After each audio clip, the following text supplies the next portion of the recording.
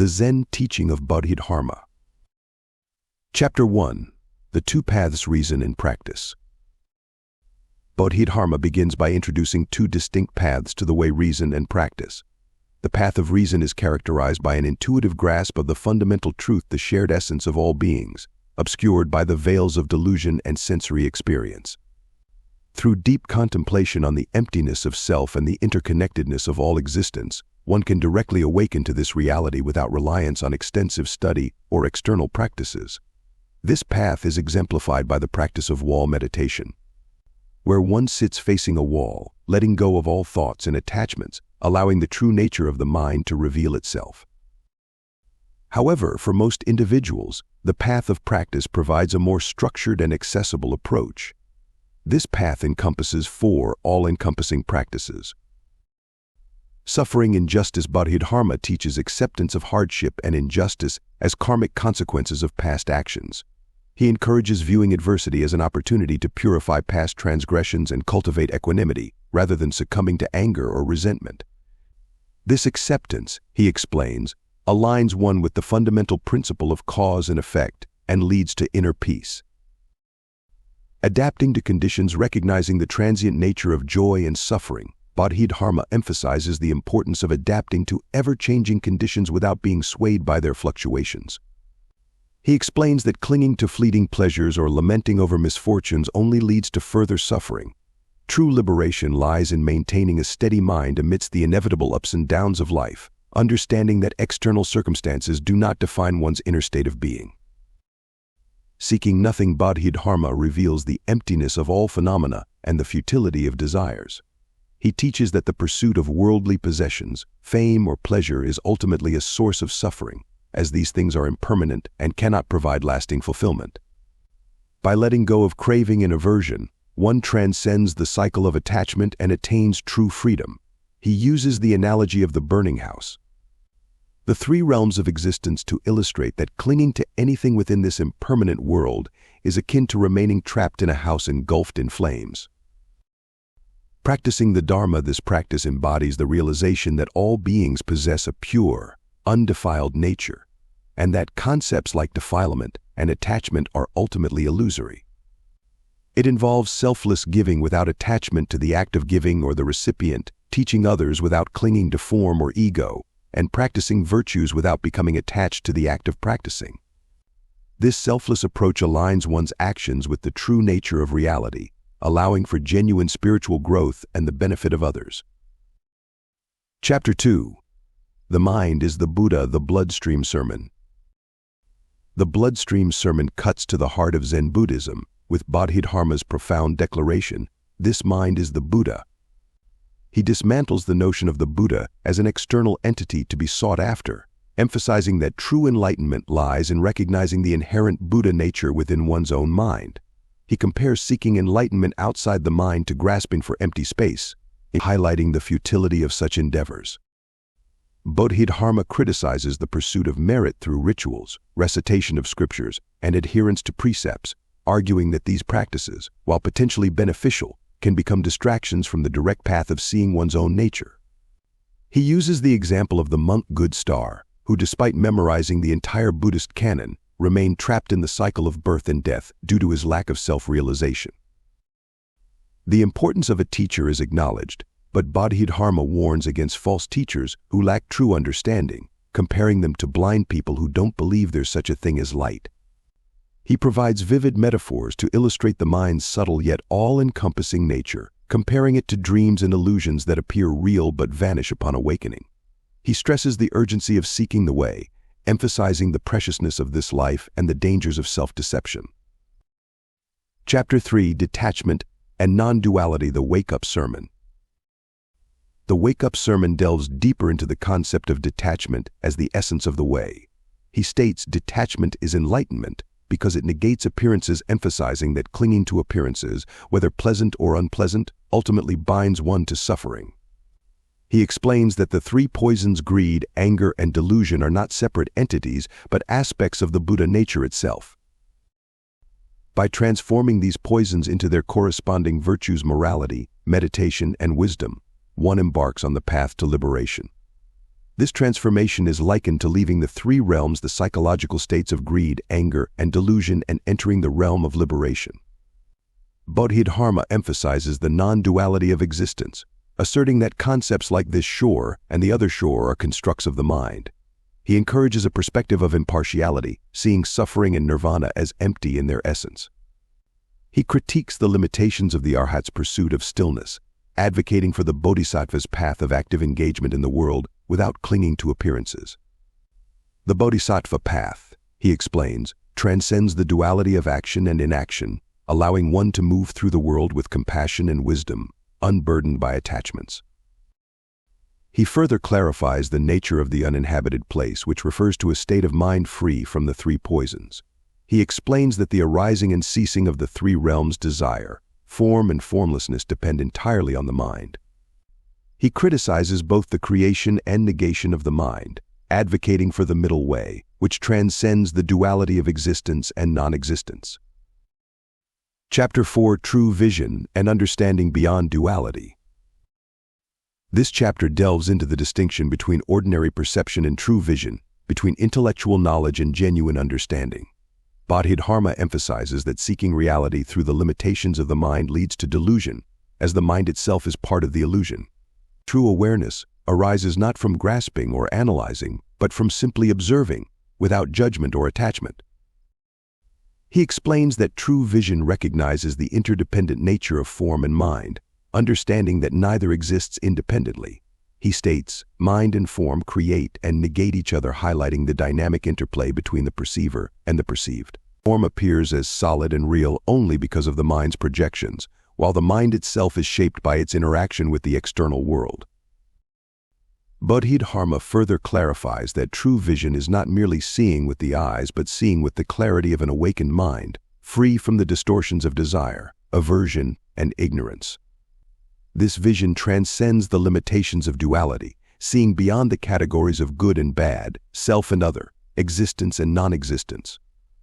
Similarly, true understanding is not merely intellectual comprehension, but a deep, intuitive grasp of the emptiness of all things, including understanding itself. It is a state of being that transcends the limitations of language and concepts, allowing one to directly experience the true nature of reality.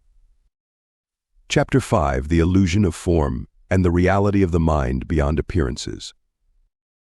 Continuing the theme of non-duality, Bodhidharma emphasizes that the mind is the source of all appearances, including the seemingly external world. He states, everything that is form is an illusion, urging his listeners to recognize the impermanent and ultimately empty nature of all phenomena. He cautions against clinging to appearances, whether pleasant or unpleasant, as this attachment is the root of suffering. Bodhidharma clarifies that even visions of Buddhas, bodhisattvas, or other divine beings should not be mistaken for ultimate reality, as these are merely projections of the mind.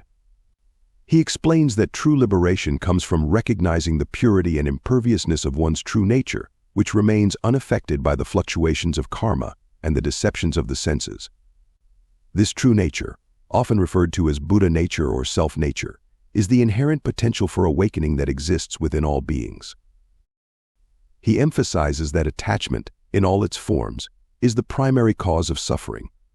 By awakening to the true nature of the mind and letting go of attachments, one can transcend the cycle of birth and death and achieve lasting peace. He compares the process of liberation to stripping bark from a tree, shedding the layers of delusion and attachment to reveal the true essence within. Chapter 6: Transforming Suffering into Buddhahood, the Path to Awakening. This chapter explores the paradoxical nature of suffering, recognizing its potential as a catalyst for spiritual growth. Bodhidharma explains that while suffering itself is undesirable, it can serve as a powerful motivator for seeking wisdom and ultimately achieving enlightenment. He compares suffering to a seed that, when nurtured with the water of wisdom, can blossom into the fruit of Buddhahood. He uses the metaphor of fragrance in a tree to illustrate this point. Just as fragrance arises from a healthy, living tree, Buddhahood arises from a mind that has transcended suffering and awakened to its true nature. He emphasizes the importance of cultivating a pure mind, stating, when delusions are absent, the mind is the land of Buddhas. He contrasts the deluded mind, which creates suffering, and leads to hellish realms of existence, with the awakened mind, which dwells in the pure land of enlightenment. Bodhidharma delves into the concept of the three bodies of the Buddha: the transformation body, the reward body, and the real body. He explains that these represent different levels of understanding, with the transformation body being the manifestation of the Buddha in the world. Like Shakyamuni Buddha, the reward body representing the fruition of wisdom and merit, like Amitabha Buddha, and the real body signifying the ultimate reality of emptiness and non-duality, like Vairocana Buddha. He clarifies that ultimately there is no distinction between these bodies, as they are all expressions of the one Buddha nature. Chapter 7: Beyond Rituals and Scriptures: The True Meaning of Practice. This chapter tackles the misconception that enlightenment can be achieved through external practices like building monasteries, casting statues, burning incense, and performing elaborate rituals. Bodhidharma clarifies that these acts, while symbolic, hold no inherent power to liberate the mind unless accompanied by internal transformation. He redefines the concept of a monastery as a state of inner purity, where the three poisons, greed, anger, and delusion, are denied entry and the senses remain undefiled. Similarly, casting statues refers to the internal process of cultivating virtues and refining one's character to reflect the qualities of a Buddha, not the mere act of creating physical representations. Bodhidharma explains that burning incense symbolizes the offering of intangible virtues like morality, meditation, and wisdom, which purify the mind and dispel the darkness of ignorance. He criticizes the practice of lighting physical incense and praying for blessings, emphasizing that true merit arises from cultivating inner qualities, not external acts.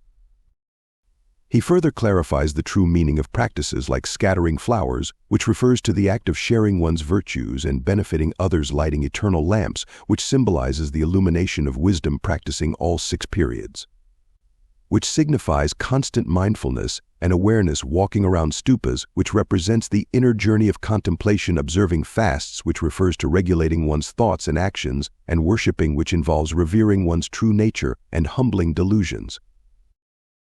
Bodhidharma emphasizes that clinging to the literal interpretation of these practices without understanding their deeper significance leads to futile efforts and self-deception. He encourages his listeners to focus on cultivating inner purity and wisdom, the true source of liberation. Chapter 8: The Dharma of Bathing, Cleansing the Mind. Building upon the previous chapter's critique of external practices, Bodhidharma delves into the Bathhouse Sutra and reveals its true meaning. He explains that the act of bathing monks mentioned in the sutra symbolizes the purification of the mind from the defilements of the 3 poisons and the dust of worldly attachments. He elaborates on the 7 offerings mentioned in the sutra: clear water, fire, soap, willow catkins, pure ashes, ointment, and the inner garment, and explains how each represents an internal practice that cleanses and refines the mind. These include morality, wisdom, discrimination, honesty, true faith, patience, and shame. Bodhidharma emphasizes that using water to wash the physical body does not fulfill the true purpose of the sutra. True cleansing occurs through introspection, contemplation, and the cultivation of virtues. He encourages his listeners to behold their minds and actively work towards removing the impurities that arise from desire and delusion. Chapter 9: Invoking the Buddha, the Power of the Mind. This chapter addresses the practice of invoking the Buddha and its potential for leading to enlightenment. Bodhidharma clarifies that invoking the Buddha goes beyond mere recitation of names or mantras. It involves a deep, internal calling to mind the qualities of the Buddha: compassion, wisdom, and enlightenment, and aligning one's thoughts and actions with these qualities. He warns against clinging to the external aspects of invocation, such as chanting with the mouth, as this can easily become an empty ritual devoid of true understanding. True invocation, he explains, arises from the mind and serves as a gateway to awakening. Bodhidharma critiques those who focus solely on external practices like building temples and statues, likening them to butchers who mindlessly slaughter animals without understanding the consequences of their actions. He emphasizes the importance of cultivating inner awareness and wisdom, which leads to the realization of the mind's inherent power and its ability to transcend suffering and achieve liberation. These chapters expose the limitations of superficial religious practices and emphasize the importance of internal cultivation and direct realization of the mind's true nature. Bodhidharma encourages his listeners to move beyond the literal interpretations of rituals and scriptures and embrace the transformative power of inner awareness as the true path to enlightenment. Chapter 10: The Path of the Bodhisattva Beyond Merit and Austerities. This chapter addresses the misconception that enlightenment can be achieved through the accumulation of merit or the practice of extreme austerities. Bodhidharma explains that while acts of generosity and self-discipline can be beneficial, they are not the ultimate path to liberation.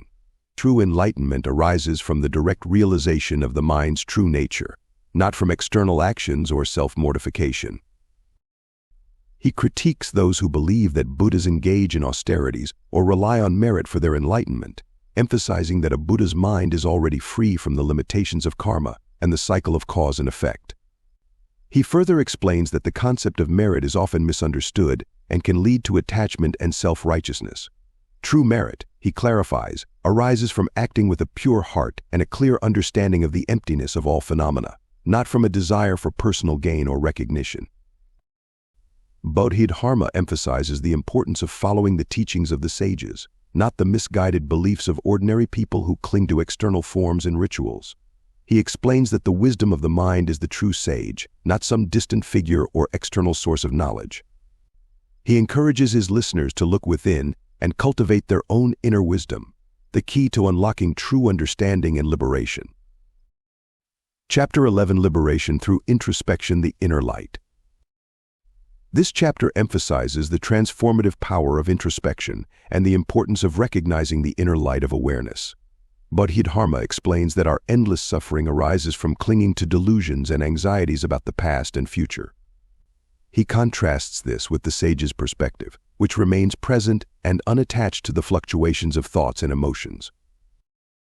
He encourages seeking guidance from a true teacher who can illuminate the path to liberation, warning against the dangers of self-deception and clinging to false beliefs.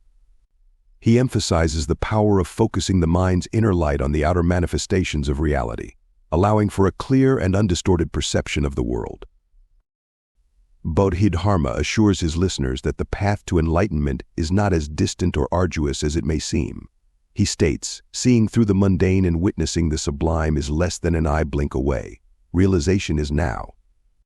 He encourages a sense of urgency in pursuing the way, reminding his audience that the present moment is all we truly have. Chapter 12: The Direct Path Beholding the Mind. In this final chapter, Bodhidharma reiterates the central message of his teachings. The direct path to enlightenment lies in beholding the mind. He clarifies that this practice goes beyond mere observation or analysis of thoughts and emotions. It involves a deep and penetrating awareness of the mind's true nature, recognizing its emptiness, its luminous clarity, and its inherent potential for liberation. He explains that by focusing on this inner awareness and letting go of attachments to external forms and concepts, one can dispel the three poisons and cultivate an infinite number of virtues. He emphasizes the immediacy of realization, stating that awakening is not something to be achieved in the distant future, but a present possibility available to all. Bodhidharma acknowledges the difficulty of expressing the true nature of the mind and the path to enlightenment through words, concluding by stating that he has only touched upon beholding the mind. He leaves his listeners with a profound invitation to explore the depths of their own consciousness and discover the boundless potential for liberation that lies within. Summary: the Zen teaching of Bodhidharma unveiling the path to liberation. Bodhidharma's teachings, as presented in the Zen teaching of Bodhidharma, offer a direct and uncompromising path to enlightenment, cutting through the complexities of rituals, scriptures, and intellectual pursuits. His words resonate with a raw and unfiltered understanding of Zen, emphasizing the immediate realization of one's true nature as the key to liberation. 4 principles. The mind is the Buddha. This central tenet of Zen Buddhism lies at the heart of Bodhidharma's teachings. He emphasizes that seeking enlightenment outside the mind is futile, as the Buddha is not a separate entity but the inherent nature of one's own mind. This nature, often referred to as Buddha nature or self-nature, is characterized by its purity, emptiness, and inherent potential for awakening. Detachment and non-duality. Bodhidharma stresses the importance of detachment from the illusions of form, sensory experience, and the constructs of the mind. He encourages a perspective of non-duality, where concepts like self and other, good and bad, existence and non-existence are seen as interdependent and ultimately empty of inherent reality. This detachment allows one to transcend the cycle of craving and aversion, achieving true freedom from suffering. Beholding the mind. This central practice involves a deep and penetrating awareness of the mind's true nature. It is not merely observing thoughts and emotions, but directly experiencing their emptiness and impermanence, recognizing their illusory nature. By beholding the mind without judgment or attachment, one can gradually dispel the obscurations of delusion and awaken to the clarity and luminosity of one's true nature. The two paths to enlightenment. Reason. This path is characterized by an intuitive grasp of the fundamental truth, the shared essence of all beings, obscured by delusion and sensory experience. Both through deep contemplation on the emptiness of self and the interconnectedness of all existence, one can directly awaken to this reality without reliance on extensive study or external practices. This path requires a sharp intellect and a natural inclination towards introspection. Practice. This path, more accessible to most individuals, encompasses 4 comprehensive practices. Suffering, injustice, accepting hardship and injustice as karmic consequences of past actions, fostering equanimity and non-resistance. This aligns one with the principle of cause and effect and purifies past transgressions. Adapting to conditions, recognizing the transient nature of joy and suffering and remaining unmoved by the fluctuations of fortune, maintaining a steady mind amidst life's changing tides. Seeking nothing, understanding the emptiness of all phenomena and the futility of desires, transcending the cycle of craving and aversion, and achieving freedom from attachments. Practicing the Dharma, embodying the truth of all nature's purity and the illusory nature of defilement and attachment, practicing selfless giving, teaching without clinging to form, and cultivating virtues without attachment to the act of practicing. Deconstructing misconceptions. Bodhidharma criticizes the common misunderstandings surrounding Buddhist practice, emphasizing the importance of internal cultivation over external rituals and intellectual pursuits. He clarifies the true meaning of practices like building monasteries, casting statues, burning incense, and performing rituals, explaining that these acts hold no inherent power to liberate the mind unless accompanied by internal transformation and a deep understanding of their symbolic significance. He also debunks the misconception that enlightenment can be achieved through the accumulation of merit or the practice of extreme austerities, emphasizing that true liberation arises from the direct realization of the mind's true nature. Examples and metaphors. Bodhidharma utilizes vivid metaphors and examples to illustrate his teachings, making them accessible and relatable to his audience. He compares the mind to a vast sky, sometimes obscured by storm clouds of delusion and negativity. He likens the process of enlightenment to stripping bark from a tree, revealing the pure essence within. He uses the analogy of a burning house to represent the suffering inherent in clinging to the impermanent world, and he compares the 3 poisons to thieves that steal our peace of mind. The path to liberation. Bodhidharma's teachings offer a clear and practical path to liberation. He encourages his listeners to cultivate a deep and penetrating awareness of the mind, to let go of attachments, and to embody the principles of non-duality and compassion in their daily lives. He emphasizes that enlightenment is not a distant goal but a present possibility available to all who are willing to embark on the journey of inner transformation. Through his direct and uncompromising approach, Bodhidharma provides a powerful antidote to the illusions and distractions that keep us trapped in suffering.